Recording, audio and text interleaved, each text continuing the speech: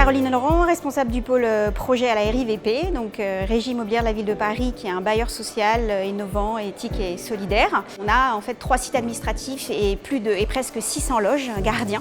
Donc le fait de mettre en place une plateforme Gealios pour un vrai intranet de partage d'informations était le premier besoin. Et puis avoir aussi un esprit RIVP et entreprise et fédéré en fait autour des valeurs RIVP. Gealios répondait en fait à travers la proposition de notre intégrateur CLI à une solution, à une plateforme collaborative et surtout qui pouvait transmettre l'esprit RIVP et avoir l'ensemble des fonctionnalités qu'on attendait en termes d'information, de partage, de capitalisation et surtout d'évolutivité, parce qu'on savait très bien qu'on était à une maturation, on va dire, initiale.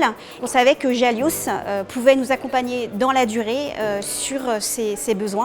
2010, c'était un premier projet, donc j'allais dire mené comme un projet classique d'organisation. À la RIVP, on fait nos projets en mode agile de toute façon, donc c'était très interactif. Et la force du projet a été en fait l'implication des 3 directions, communication, RH et informatique. C'était vraiment la clé du succès. Et après, inclure les métiers petit à petit dans le projet. On a mis 1 an pour la première mise en place, une refonte en 2016. Donc là, l'objectif c'était d'aller plus loin dans les modules collaboratifs, d'aller plus loin dans on va dire la capitalisation, dans les partages d'informations, les relationnels avec l'équipe Gealios, toujours en fait à nous apporter des nouvelles propositions de modules innovants. Donc on a à l'écoute, j'allais dire, de nos besoins. Alors certaines fois, on attend un peu le module, on est pressé que ça sorte, mais bon, voilà, j'allais dire, c'est la logique du développement. Et ensuite, les événements comme les J-Clubs, etc. permettent de rencontrer aussi d'autres clients, d'échanger.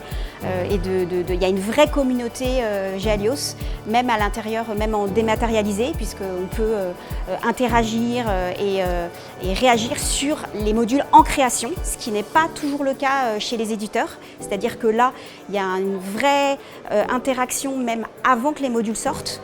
Donc c'est un vrai atout pour un éditeur, voilà. Et puis après, pour nous, lorsqu'on a la solution chez nous.